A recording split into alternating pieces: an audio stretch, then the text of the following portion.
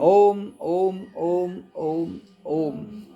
सब शांत ध्यान में बैठो और सत्संग वाणी को भी सुनो। ओम गुरुर्ब्रह्मा गुरुर्विष्णु गुरुदेवो महेश्वरा गुरुरे साक्षात परब्रह्म तस्मै श्री सतगुरुवे नमः। ओम। तो गुरु शब्द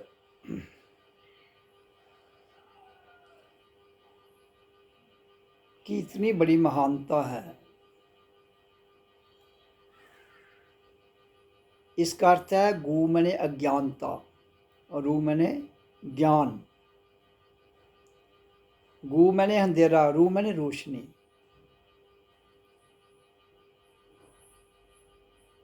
तो गुरु शब्द का अर्थ है कि जो हमें अंधेरे से निकालकर प्रकाश में ले जाए, वो है गुरु। जो हमें अज्ञानता से छुटकारा दिलाकर ज्ञान में ले जाए। अब हमें इस बात को समझने की आवश्यकता है कि संसार में हमने जो कुछ पाया है, क्या वो ज्ञान है?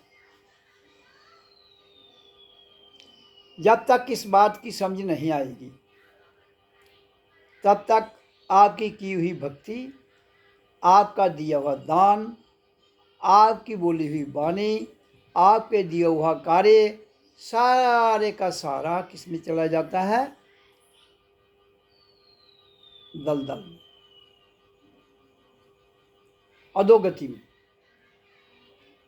संसार के जितने कर्म कांड हैं, ये सब अधोगति में जाते हैं।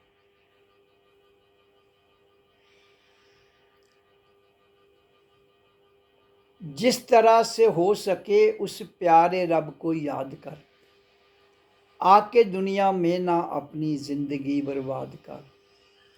जाल माया का विषा है जिसमें तेरा मन फंसा है, जल्दी अपने आप को इस कैद से आजाद कर। तो जब हम, ये संसार एक कैद है, अगर तुम इस कैद से अपने आप को बाहर नहीं निकाल पाए तो कैद में ही जीवन गुजर जाएगा। अंधेरा भी एक कैद है, और अगर माया का जाल भी एक कैद है।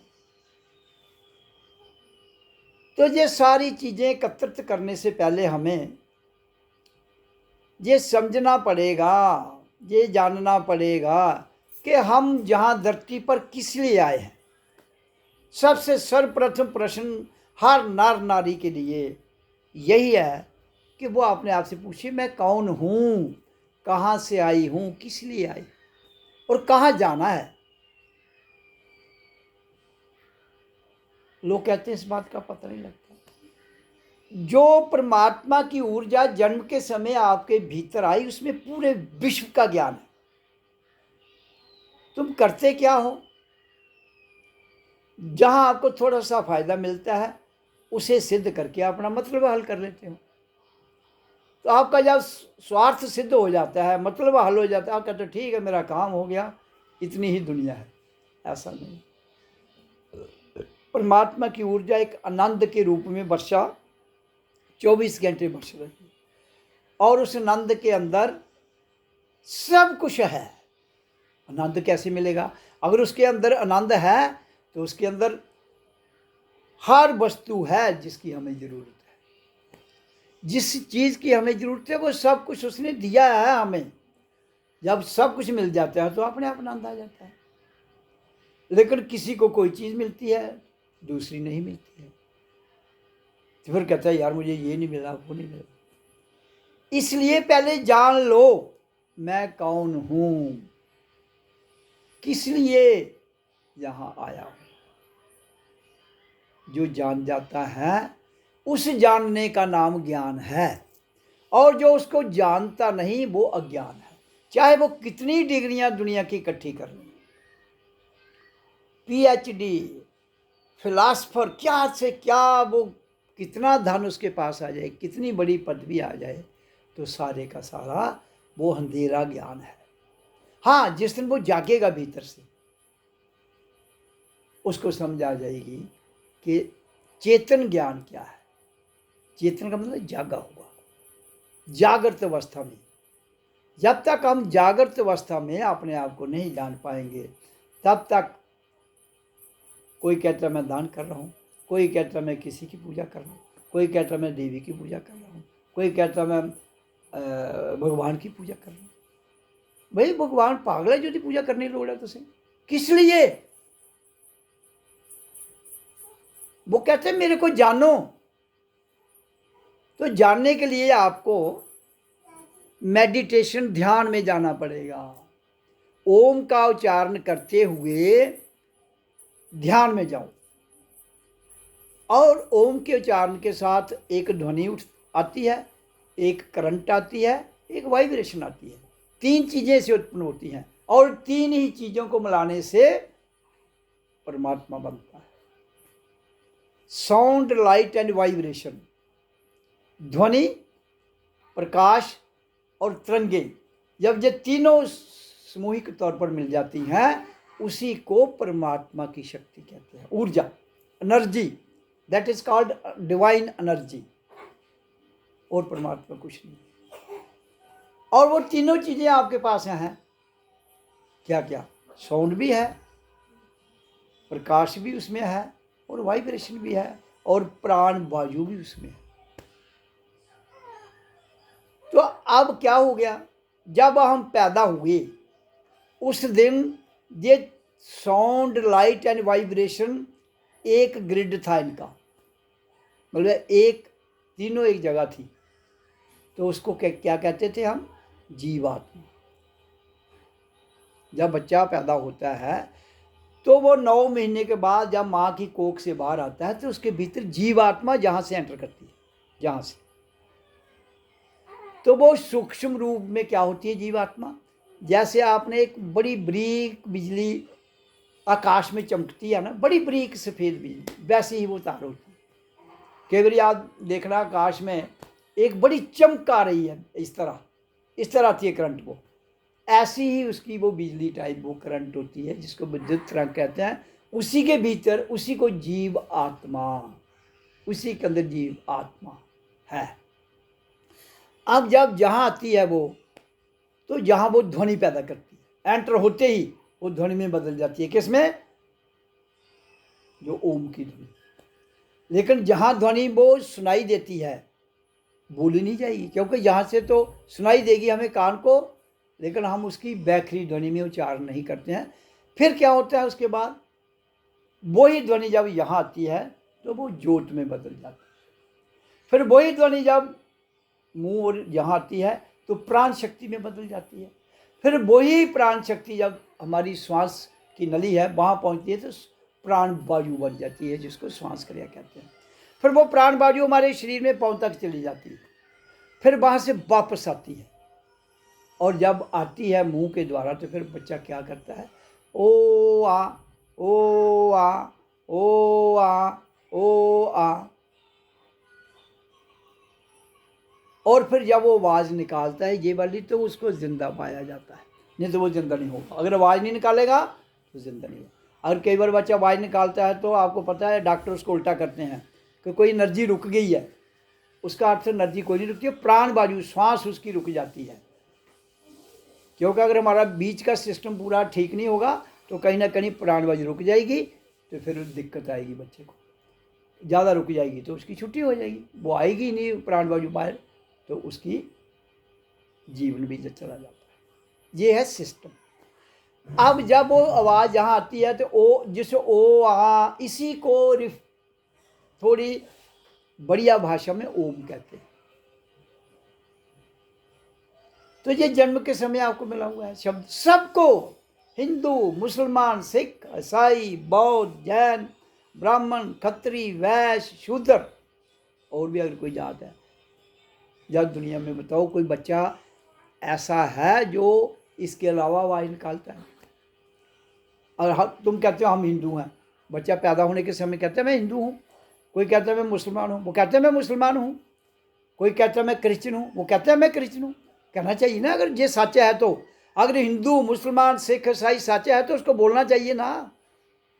बड़े बड़े ढिंडोरे पीटने वाले कहते हैं नहीं हम हिंदू हैं, ये कहता है मुसलमान है। लेकिन भाई फिर जन्म के समय तो तुम ना बोले कि मैं हिंदू हूँ, ये भी नहीं कहा मैं राम हूँ, ये भी नहीं कहा मैं कृष्ण हूँ,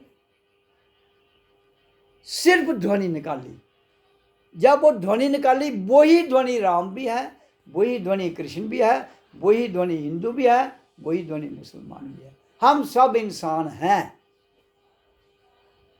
वो ध्वनि ये संकेत देती है कि जो बच्चा धरती पर आया उसको जीवन मिल गया, वो गतिशील होगा। क्योंकि जब वो ध्वनि निकालता है उसके बाद जो श्वास क्रिया है, प्राण वायु, वो ऑटोमेटिक चलती है। फिर हम नहीं चलाते हैं, पहली बार वो आई उसके बाद वो चलना शुरू होगी, और जब तक वो आती रहेगी श्वास क्रिया, प्राण वायु, तब तक जिंदा है इंसान। ये दिन नहीं आएगी उस दिन छुट्टी हो जाएगी। ये तो तुम्हारे जीवन का सारा रहस्य है। इसके अलावा और कौन सा रहस्य है? इसके अलावा कौन सा देवता है? इसके अलावा कौन सी देवी है जिसको तुमने मानना है? वो फिर कोई देवी तुम्हारी माँ हो सकती है। ये पत्थर की मूर्तियां देवी नहीं हो सकती, ये फोटो देवी नहीं हो सकती। ये सिंपल सी बात है, इसको ज़्यादा व्याख्यान की जरूरत नहीं है, ना शास्त्र पढ़ने की जरूरत है, ना ग्रंथ पढ़ने की जरूरत है। हाँ, जब माँ बाप बड़े हो जाते हैं तो बच्चे को नहीं पता मैं कौन सी ध्वनि निकाल रहा हूँ, लेकिन जो सुन रहा है उसको तो पता है। जब वो बड़ा हो तो उसको सिंपल कह लो भाई ये ध्वनि करो। इसी के भीतर जो जीव आत्मा थी सूक्ष्म में, वो ध्वनि में बदल गई, प्राणवायु में बदल गई, क्योंकि हमें हमारी बॉडी को ऑक्सीजन की ज़रूरत है। तो ऑक्सीजन हमें कहाँ से मिलेगी? प्राणवायु के द्वारा। जब हम सांस इनहेल करेंगे तो ऑक्सीजन अंदर जाएगी, जब बाहर जाएगी तो कार्बन डाइऑक्साइड बाहर निकलेगी। तो प्रकृति ने और परमात्मा की लाई ताकत ने हमारे लिए जिस चीज़ की ज़रूरत है वो जन्म के समय उसने दे दिया। जब जब हमें जिस चीज़ की ज़रूरत पड़ती है वो दे देता है। जन्म के समय उसने दे दिया, जीवन मिल गया। अब बच्चा रोटी नहीं खा सकता है तो फिर क्या है? कहता है दांत नहीं थे तो दूध दिया, दांत नहीं थे तो दूध दिया, दांत दिया तो अन्न भी दोगे भाई। अगर बच्चे के पास दांत होते हैं तो खाना शुरू कर देता है। पहले लिक्विड खाता है, 6 महीने के बाद उसको लिक्विड दिया जाता है, क्योंकि चबाने वाले दांत नहीं है। जब वो बड़ा होता है उसको रोटी दी जाती है, चबा लेता है वो। तो उसने जन्म के समय दूध का इंतजाम कर दिया। तुमने कोई फैक्ट्री लगाई है कि दूध की जो अपने आप बन गई अंदर? वही माँ के स्तन में दूध कैसे बन गया? ऑटोमेटिक। तो प्रकृति का निजाम समझने का प्रयास करो। क्यों अंधश्रद्धा में जा रहे हो? क्यों अपने आप को दलदल में ले जा रहे हो? कौन निकालेगा? इसलिए जिस तरह जन्म के समय वो हमें जीव, सूक्ष्म जीवात्मा आई थी, यहाँ से हमने इस ध्वनि को करते हुए, प्राणवायु को बाहर छोड़ते हुए दोबारा उसको उसी में लेना है। तब हम जान पाएंगे हम कहाँ से आए हैं। तब हमें समझ आएगी कि हम कहाँ से आए हैं, किस लिए आए हैं और क्यों आए हैं, और शरीर छोड़ने के बाद जाना कहाँ है। तुझ फिर रहे पंडे न मगर, तुझ फिर रहे हरिद्वार, उदाव कराने की कल्याण कैसे होगा? अपना कल्याण तुम खुद कर सकते हो, या फिर कोई बहुत बड़ा महापुरुष जिसने ये यात्रा की है वो कल्याण कर सकता है। तो इसलिए सत्संग की वाणी में बड़े स्पष्ट रूप से मैं कह रहा हूँ कि अज्ञान जो है वो अंधेरा है।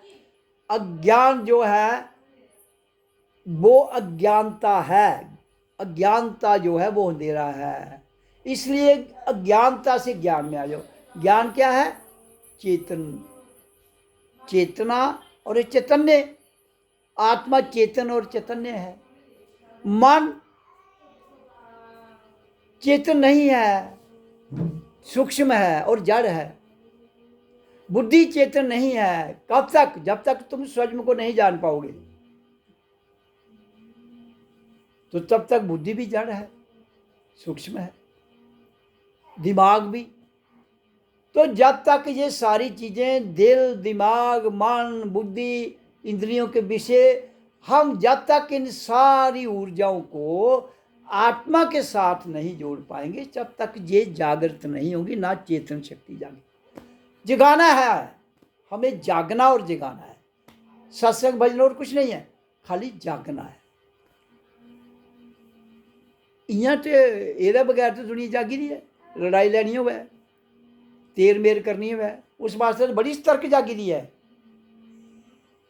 बातें करनी हो, मैं तुझी जानना, तू के चीज़ है भाई खुद की जान, तू के चीज़ है, दूसरी जानिए क्या करगा। खुद को जानो मैं क्या हूँ, खुद को जान लो तो दूसरे को जानने की जरूरत नहीं। ये सफर है खुद से खुद तक। सत्संग का यात्रा क्या है, रूहानी यात्रा क्या है? स्वयं से स्वयं तक, और फिर स्वयं से विराट तक। स्वयं जो सेल्फ है, सेल्फ से सोल तक, विराट, सोल विराट है। फिर सुप्रीम सोल, बहुत बड़ा विराट है। आत्मा जो है अणु है, सेल्फ है, और विराट जो है वो इनफाइनाइट है। तो ये हम जब उस ऊर्जा से जो, पहले तो हम अणु हैं, हमारे अंदर तो जीव आत्मा है। तो जब तक हम जीव को, जो सूक्ष्म है और जड़ है, उसको चेतनता में नहीं ले जाएंगे, तब तक वो जो भी मन सोचेगा, जो बुद्धि सोचेगी, जो दिमाग सोचेगा, वो सारा गड़बड़ मामला होगा, कभी भी सच नहीं होगा। एक आदि तुक लग जाए, कभी तो लग जाए, बाकी सारा दलदल में जाएगा। क्यों? क्योंकि उसने संसार की नकल करके उस ज्ञान को प्राप्त किया है, जो झूठा ज्ञान है।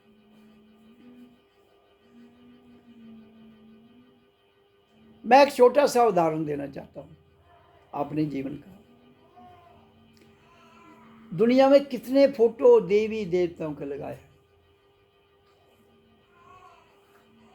सन 1988 की बात है, 1988, दिवाली की रात। ये मैं पहली बार इसकी चर्चा सत्संग में कर रहा हूँ, शायद पहले की हो तो मुझे याद। तो मैं अपने गांव पंडोरी ब्राह्मणा गया हुआ था, दिवाली की छुट्टी थी। तो शाम हो गई, मस्या की रात होती है, अंधेरी रात होती है। तो शाम हुई तो मैंने निकर डाली हुई थी और बनियान डाली हुई थी। तो मैंने मदर को कहा मैं थोड़ा जा रहा हूँ। कहती है अंधेरा हो रहा है, कहाँ जा रहे हो? मैं थोड़ा काम है, जा रहा हूँ। तो मैं अपने घर से निकलकर हमारे गांव से तकरीबन 1 किलोमीटर दूर एक नाला पानी का, जिसको छोटी नदी कहते हैं, वो बहता है।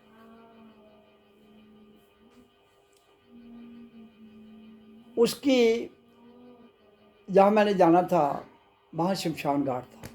एक लेफ्ट साइड को शमशान घाट था उसी नदी के, छोटी सी नदी। एक दो राइट साइड में शमशान घाट थे।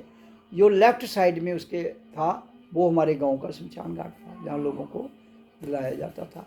जो राइट साइड के थे वो 2 गांव और थे पार, उनके शमशान घाट थे। तो ऐसे नदी बह रही है, ये लेफ्ट साइड है, इधर हमारे गांव का। फिर थोड़ा आगे जाकर पार दूसरे गांव का, फिर थोड़ा आगे जाकर तीसरे गांव का, पार ही शमशान घाट था। तो मैं तीसरा जो शमशान घाट था वहाँ गया था, अपने गांव से गया। शमशान घाट पार है, बीच में नदी बह रही है, मैं इस साइड में खड़ा हूँ, जहाँ हमारे जिस साइड में हमारे गांव का शमशान घाट था। मैं थर्ड शमशान घाट पर खड़ा हो गया, लेकिन हमारे गांव का शमशान घाट वहाँ से उसी नदी के किनारे 1 किलोमीटर पीछे होगा, और गांव से मैं 1 किलोमीटर वहाँ पहुँचा था। रात अंधेरा था, अब दिवाली की रात है, तो दिवाली की रात को इतना अंधेरा कि आदमी पास भी खड़ा हो जाए वो दिखता नहीं है। तो लोग कहते थे दिवाली को बड़ी शक्ति आती है, वो आती है। बचपन में हमें बहुत सी कहानियाँ सुनाते थे। मैंने कहा चलो आज देखते हैं क्या होता है। मैं अपने काम के लिए गया था। अब क्या काम था वहाँ मुझे 1 करोड़ जीवात्माओं को मुक्त करना था। 1 करोड़ जीवात्माओं को मुक्त करना था, जिसके लिए मैं गया। जैसे ही उस नदी के किनारे मैं खड़ा हो गया, खड़ा होकर मैंने ध्यान लगाया और ओम का उच्चारण किया थोड़ी देर, तो मैं अपनी अलग ही दुनिया में देखता हूँ अपने आप को। चांदनी में खड़ा हूँ, प्रकाश ही प्रकाश है मेरे द्वार। तो इतनी देर में शेर पर, जो जिस देवी को, दुर्गा को तुम मानते हो, माथे टेकते हो, वो शेर पर चढ़ी हुई मेरे पास आई। यहाँ मैं खड़ा था, मेरे पास आई, शेर से उतरती है, मेरे को आके हाथ जोड़ के प्रणाम करती है। मैंने कहा बताओ क्या बात है। ये शेर की सवारी करो आप। मैंने, ये शेर है, इस पर मैं आई हूँ, आप इस पर बैठो। मैंने उसको कहा बात एक है, देखो मैं अपने काम से आया हूँ, ना तो मैंने तेरे को बुलाया है, तू क्यों आई? इसलिए अच्छा है तुम चली जाओ, मुझे अपना काम कर। उसने नमस्कार किया, शेर पर बैठी, चली गई। मैंने 1 करोड़ जीवात्मा को मुक्त किया। माँ मैं अपने काम से आया हूँ, आप आ गए हो, ठीक। ये मैं आपको इसलिए सुना रहा हूँ, जिस दुर्गा की लोग पूजा करते हैं, वो दुर्गा हाथ जोड़ के शेर लेके वो किसकी पूजा करे? मेरे आगे नाम मस्तक हाथ जोड़ के खड़ी है।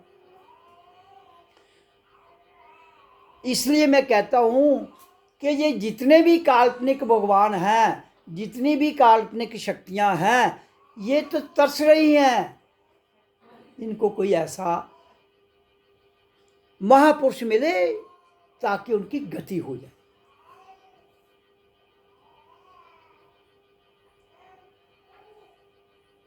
तो अल्टीमेट हमें जीवन में गतिशील रहना है। पानी चलता रहेगा, कभी गंदा नहीं होगा। गंदगी होगी, खत्म हो जाएगी एकदम। पानी रुक जाएगा, साफ से साफ पानी में भी गंद हो जाएगा। जीवन में रुकना ही गड़बड़ है, गतिशील रहना ही सत्य है। तो मैं इसलिए कहता हूं कि जितनी भी मूर्तियां तुम रखते हो, ये सारी तुम्हारी मन की मनगढ़ंत कल्पनाएं हैं।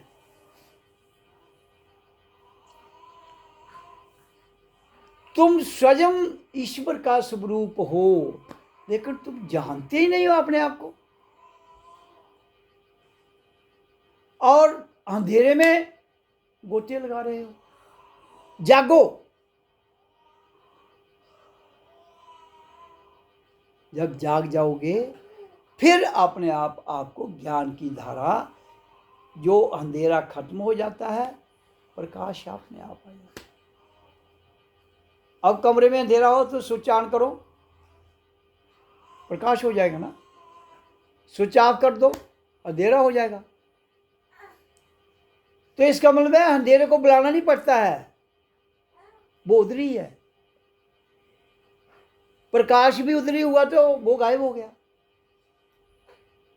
तो अंधेरा जब प्रकाश होते ही गायब हो जाता है, बुलाना नहीं पड़ता है। तो इसलिए जिस ईश्वर की, परमात्मा की मैं बात कर रहा हूं, उसको बुलाना नहीं पड़ता है, वो पहले ही तुम्हारे भीतर है।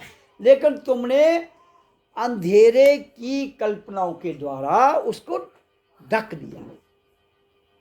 अपनी काल्पनिक शक्तियों के द्वारा उसको ढक दिया है। मैं कहता हूँ ओ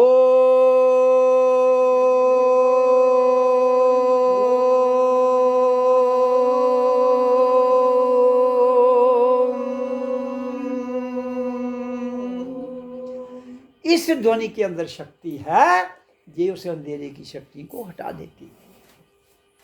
सिर्फ इसी एक शब्द के अंदर जो मुक्ति तक, जो उस परमात्मा की आनंद की लीला तक, इसकी आवाज, इसका प्रकाश और इसकी वाइब्रेशन हमें सब प्रकार की जो मैल है उसके काटते हुए एक चमकती हुई ज्योत तुम्हारे सामने आ जाती। फिर भी तुम अगर बात ना समझ पाओ तो फिर प्रेमियों कसूर किसका है? परमात्मा कहता है तू गाली दे मेरे को, मेरी भक्ति कर, मुझे कोई लेना देना नहीं है। ना मुझे तुम्हारी गाली असर करती है, ना मुझे तुम्हारी भक्ति असर करती है। तो फिर क्या करना है? कहता है ध्यान में जा, भीतर अपने अंतर ध्यान में जा। मैं वहां हूं। जिस दिन अंतर स्तर पर तेरी मैल उड़ जाएगी, अंदर की मैल, तो मैं वहां ही हूं, तुम साक्षात देख लो। तो फिर देखेगा कौन? अब तुम प्रश्न पूछोगे कौन देखेगा? तब तुम्हारा अपना आप ही देखेगा। जिस दिन तुम्हारा अपना आप, क्योंकि भीतर है तो हम, भीतर तो हम ही हैं, बाहर भी हम हैं, भीतर भी हम हैं। तो भीतर झांकी लगाएंगे तो देखेंगे तो कौन आएगा? अपना आप। बाहर तो दो आंखों से शीशे के सामने खड़े हो जाओ, अपना फोटो देख लो, लेकिन भीतर कैसे देखोगे? भीतर तब देखोगे जब भीतर का शीशा मैल लगी है, काल कठोपी, उसको साफ करो। बाहर के शीशे को तो पोछा मार के साफ कर लोगे, धूल पड़ेगी पोछे से, अंदर कौन सा पोछा मारोगे? नाम शब्द का, ध्यान का पोछा। जब तुम ध्यान लगाओगे तो अंदर पोछा लगेगा, अंदर का शीशा साफ हो जाएगा, अंदर की आंख उसे देख लेगी, फिर वही स्वरूप आपके सामने प्रकट हो जाएगा। इसको कहते हैं साक्षात साकार रूप में प्रकट होना। और फिर उसके बाद निराकार की बात करता हूं। समय आएगा जब जीव अलग हो जाएगा। किससे? आत्मा से। ऐसे हमारे भीतर जीव और आत्मा एंटर करते हैं। फिर जीव अलग हो जाता है और केवल आत्मा रह जाती है, चेतन। वो चेतन जो है आत्मा, वो निराकार ऊर्जा है, वो ही परमात्मा की ऊर्जा है जो हमें आनंद देती है। लेकिन जीव से उसको अलग करना मेहनत का काम है। सूक्ष्म में भी मैल नहीं रही तब, क्योंकि मन बुद्धि ये सारे चेतन हो जाएं, सूक्ष्म तो ये पहले ही हैं, तो जड़ है, तो इनकी जड़ प्रवृत्ति खत्म हो जाए, चेतन में चले जाए। और फिर हमें जो ज्ञान होता है वो चेतन बुद्धि के द्वारा, चेतन मन के द्वारा, चेतन इंद्रियों के द्वारा। परमात्मा की कैसे समझ आती है? परमात्मा को हम कैसे जान पाएंगे? जिस दिन हमारी बुद्धि चेतन होगी, जिस दिन हमारा मन चेतन होगा। सूक्ष्म ऑलरेडी है ये दोनों। आत्मा सूक्ष्म भी, अति सूक्ष्म है और चेतन है। ये सूक्ष्म है, चेतन नहीं है। ओम के द्वारा, ध्यान के द्वारा इनके ऊपर से हमें क्या करना है? जड़ जो इनकी प्रवृत्ति है, वृत्ति है, वो चेतन में चली जाए। जब चेतन में हो जाएगा आपको सारा ज्ञान हो जाएगा। आपने कहाँ जाना है, आप कहाँ से आए हैं, आप किस लिए आए। फिर तुम जान जाओगे who am I, from where I have come and for what purpose and I have to go where. कहाँ जाना है मुझे, सारा तुम्हारे पास ज्ञान है। कहीं से ढूंढने की जरूरत नहीं है, किसी के पीछे घूमने की जरूरत नहीं है। सिर्फ तुम अपने भीतर की मैल को नहीं साफ करते हो। इसलिए ध्यान लगाया जाता है, क्योंकि ध्यान के द्वारा जब हम भीतर ध्यान लेंगे तो हमारे ध्यान में, ऊर्जा में इतनी पावर है कि भीतर की मैल को ये ध्वनि जो है वो जला देती है। जो गंदगी अंदर पड़ी है ये शब्द धीरे धीरे उसको जला देगा। जब जल जाएगी तो आपकी जो 24 घंटे ज्योत और अनहट नाद ध्वनि वो तुम्हारे भीतर से सुनाई देगी आपको। है उतरी, कहीं से लानी नहीं है। सुनाई इसलिए नहीं दे रही क्योंकि आपके कान बहरे हैं। दिखती इसलिए नहीं, आपकी आंखें, ये वाली आंखें नहीं देखेंगी ना, वो आंख जो है वो बंद पड़ी है, अंधी हुई जो बंद है। और कान बहरे हैं क्योंकि वो आवाज आ रही है, सुन नहीं रहे हैं। तो सत्संग का इतना ही आता है। सत्संग में जाने से और कुछ नहीं मिलना है, देना पड़ता है। सत्संग में देने की जरूरत है, लेने की नहीं। देना क्या है? मन, बुद्धि, इंद्रियां, तन, धन, सब कुछ देके भी अगर मैल धुल जाए, भजन करना पड़ेगा, उसके बिना नहीं होगी। भजन करने के बाद तन मन धन देकर मैल उतरती है। ऐसे मैंने कहा ना, जाल माया का विषा है जिसमें तेरा मन फंसा है, जल्दी अपने आप को इस कैद से आजाद कर। तो कौन करेगा? शब्द, ध्यान। वो हमें समझाएगा कि ये माया के पीछे मत पड़, ये बड़ी बड़ी ठगनी है। माया को ठगनी कहते हैं। हाँ, ठग दी कितनी जरूरत है? जितना हमारा पेट है ठग, ये ठगनी है। इससे रोटी कपड़ा मकान जो मिलता है ये उतना ही होना चाहिए जितनी जरूरत है। उससे ज़्यादा होगा तो गड़बड़ है। अगर आ भी जाता है तो कोई दिक्कत नहीं है, उसको अच्छे काम में लगा लो, लेकिन पीछे मत पड़ो। स्वभावक आ जाता है, कोई दिक्कत नहीं। लेकिन कहो नहीं मुझे पैसा कमाना है, फिर आपकी सारी ऊर्जा पैसे पर ही लगेगी। फिर अगर आप जागे हैं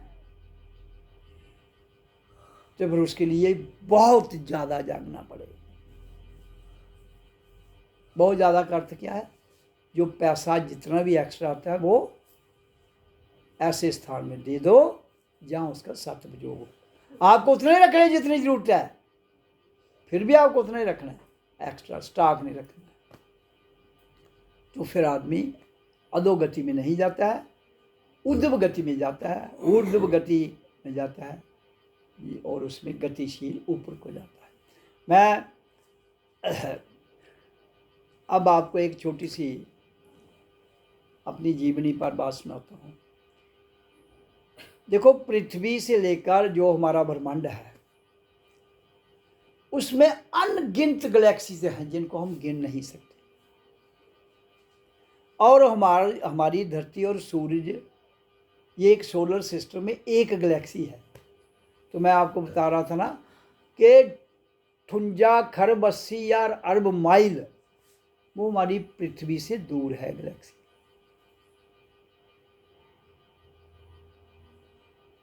एक जो गैलेक्सी है,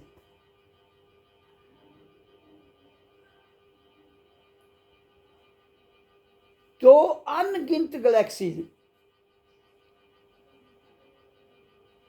तो मैं कह रहा था आपको कि आज तक दुनिया के जितने संत हुए हैं, या तो 12 खरब गैलेक्सी तक पहुंचे हैं या कुछ 25 खरब गैलेक्सी तक पहुंचे हैं, उससे आगे कोई गया ही नहीं आज तक। कृष्ण, राम, कबीर, नानक जो भी हुए हैं और भी बड़े। लेकिन मैं अपनी बात बता रहा हूँ, 95 खरब गैलेक्सी तक मैंने यात्रा की। हाँ, और मैं कहूँगा कि ये कोई कहेगा उधर क्या क्या है। भाई तुम्हें बताने से मुझे क्या फ़ायदा है? करना मुझे वो फायदे नुकसान का चक्कर ही नहीं है। ना तो ये तर्क का विषय है, ना ये बुद्धि का विषय, ये चेतन बुद्धि का विषय है।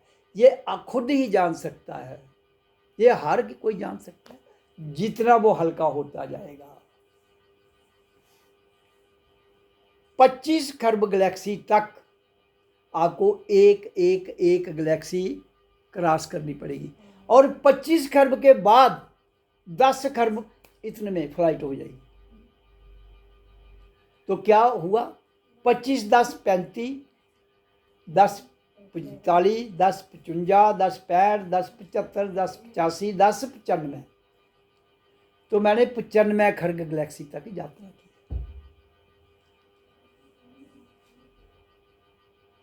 अब लोग कहें प्रूफ, रूहानियत में प्रूफ नहीं, अनुभूति होती है, अनुभूति इंडिविजुअल,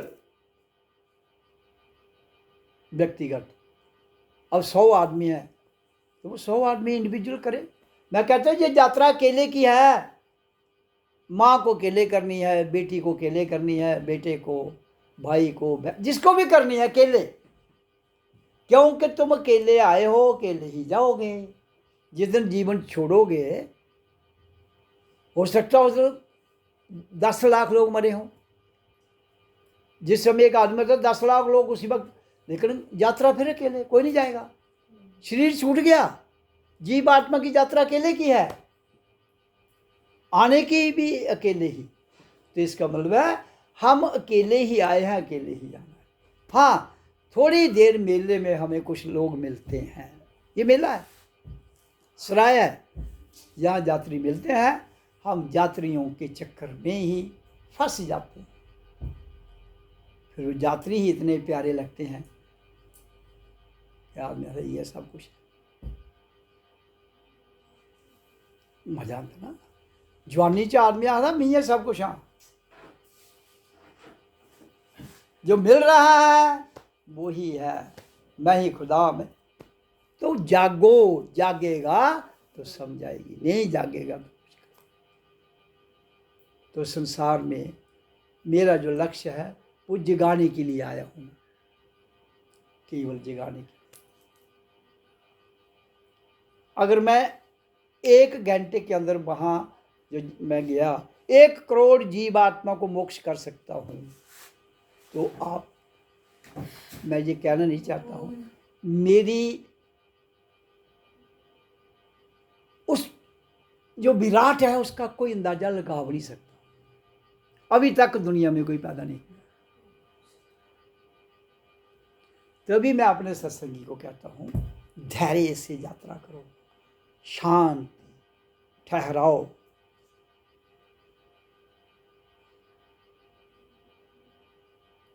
और इसमें जीवन का आनंद लो। बाकी चीजें जो है भोगो भाई, मैं नहीं कहता हूँ। ये कर्म भोग, कर्म योग, निष्काम कर्म योग, ये धरती पर ही है तीनों। भोग में 56 किस्म के खाने होते हैं, खाओ। योग का अर्थ है, कर्म योग का अर्थ है कर्म, काम को जो काम करना उसे जुड़कर करना। जो काम भी करना है छोटे से छोटा, उससे बिल्कुल लीन होके करना है। फुल्का भी बनाना तो थे तैयार, गल नहीं करनी है। और हाँ, बातें कर सकते हो, जब तुम उस स्थिति में चले जाते हो फिर तुम्हें फर्क नहीं पड़ेगा, लेकिन जब तक उस स्थिति में नहीं हो तब तक तो फर्क पड़ेगा ना। और फिर निष्काम कर्म योग, काम को जुड़कर ही करना है, लेकिन उसमें ये नहीं सोचना इससे मुझे प्रॉफिट क्या होगा। ये 3 योग हैं कर्म के, कर्म भोग, कर्म योग, तो निष्काम कर्म योग। तो कर्म का चैप्टर क्लोज। जब तुम निष्काम कर्म में चले जाओगे, ऑटोमेटिक तुम्हारे भीतर से भक्ति उमड़ेगी, समर्पण भाव उमड़ेगा। फिर समर्पण भाव के द्वारा ही ज्ञान और वैराग्य उमड़ेगा। ज्ञान और वैराग्य उमड़ेगा तो ध्यान में जाएंगे आप। मैं तो कहता हूं बच्चों को ओम का उच्चारण कराओ, ताकि वो ऑटोमेटिक इस लाइन में आगे बढ़े। स्कूलों में शिक्षा रखनी चाहिए, एक सब्जेक्ट रखो रूहानियत का, सेल्फ रियलाइजेशन का, और उसमें ऐसे लोगों को रखो जिन्होंने ये यात्रा की है।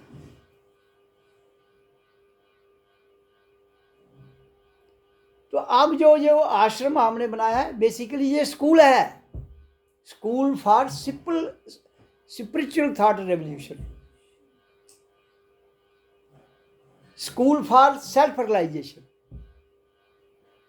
तो मैं गवर्नमेंट को भी कहना चाहता हूँ, भाई तुम स्कूलों में लाखों करोड़ों अरबों रुपया खर्च रहे हो, लोगों को अंधेरे में ले जा रहे हो, तो इस पर तो इतना ध्यान नहीं लगेगा। अगर 5% भी ध्यान आप लगा दो इस पर, पूरी दुनिया का नक्शा बदल जाए, पूरी दुनिया के विचार बदल जाए। जो आज मारामारी पड़ी है, कोई किसी पर बम फेंक रहा है, कोई किसी पर कह रहा मेरी जगह है, कोई कहता है मेरी क्या जगह, आज है तो कल छुट्टी होगी तो जगह को क्या कर, जगह इधर रह जाएगी, या उठा के ले जाओगे, जाके लेके गया कोई। तो जब तक है प्रेम से रहो और अपना जीवन गुजारो। प्रेम में बहुत ताकत है। प्यार और प्रेम में बड़ा अंतर है। प्यार जो है वो अचेतन मन से किया जाता है, अचेतन बुद्धि से किया जाता है, स्वार्थ से किया जाता है। लेकिन प्रेम जो है वो चेतन मन, चेतन बुद्धि, चेतन इंद्रियां के द्वारा किया जाता है। उसमें कोई स्वार्थ नहीं, उसको करना नहीं पड़ता है, वो होता है।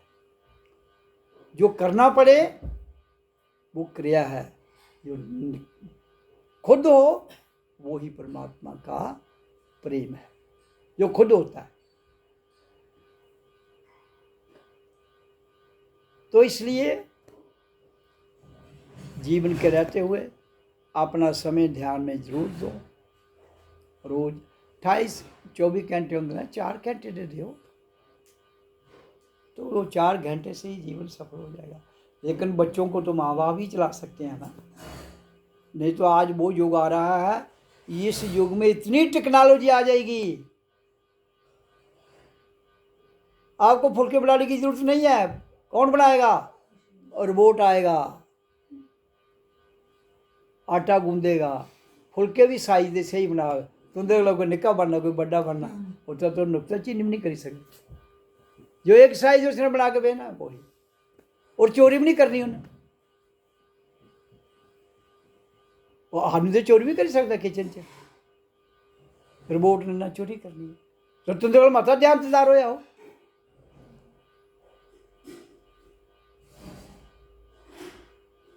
तो इसलिए वही ज़मीन जो सवेरे 4 बजे वो बुजुर्ग जाते थे, दोपहरी 12 बजे तक चली चली चली बेहोश हो जाते तो 2-4 कनाली जमीन बनती। तो रात के 4 बजे जाओ तो 12 बजे तक मेरा हाल ट्रैक्टर 4 हो तो पूरे ग्रां की जमीन बाई उठते हैं, और पैदावार भी ज़्यादा।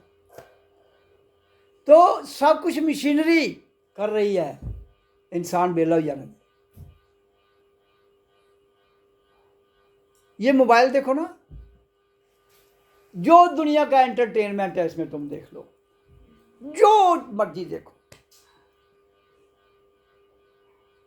तो पहले तो सही सिनेमा देखना होता, टिकट लैने पौना, शहर जाने पौना, वो तो जंगल चो घर हो बाहर जिथे मर्जी जेब च पाओ तो कड़िक करो तो पिक्चर दिखी लो, कड़िक करो तो गाना सुन लो, कड़िक फोन पर लगाओ तो गल कर लो जो कन्नै मर्जी जो नंबर है तुंदे कोल।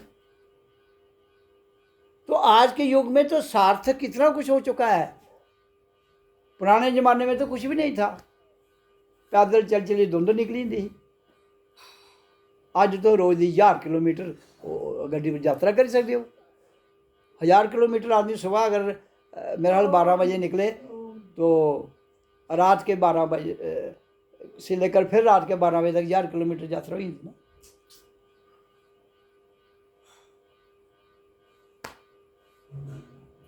तो आपके पास इतने ऑप्शन होने के लिए अब आपके पास फिर आप जो दिमाग है वो बेला ही जाना नहीं तो सो ज़्यादा। उसके लिए ध्यान, ये वक्त आ रहा है ध्यान में डूबना पड़ेगा, नहीं तो इंसान को खा जाएगा। नहीं खाएगा तो बेकार ही चीज़ परेशान हो जाएगा, 50 मिनट रोग लगी जाएगी। टेंशन बेला दिमाग शैतान दा, बेला दिमाग दा क्या शैतान है। तो वो योग आवा है, आई चुके दा है। बड़े होटल च रिपोर्ट, मैरिज पार्टी रिपोर्ट सर्व करा दे, ड्रोन सर्व करा दे, उपरा तो चुकने की लोड़ भी नहीं। तो एक ऑप्शन है, वो है ध्यान, जिससे अपना जीवन का आनंद ले सकते हो, इनसे मजा ले सकते हो। किन से? मशीनरी से।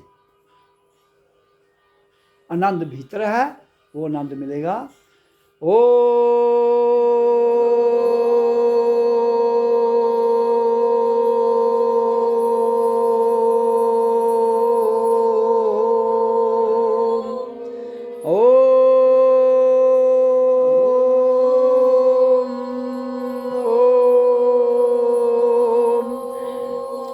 ओम ओम ओम। जिस आनंद की मैं बात की, वो जिस दिन अज्ञानता खत्म हो जाएगी, ज्ञान आ जाएगा, अंधेरा खत्म हो जाएगा, रोशनी आ जाएगी, तो वो मिलेगा ध्वनि ओम का उच्चारण करने से और ध्यान लगाने से, पूर्ण आनंद ले से। तो फिर इस समय मैं वाणी को विराम देता हूँ। ओम ओम ओम। जो सुनाया आपको उस पर जीवन ढालिए, खुद भी डालिए, औरों को भी बदलिए। ओम नमो नमः।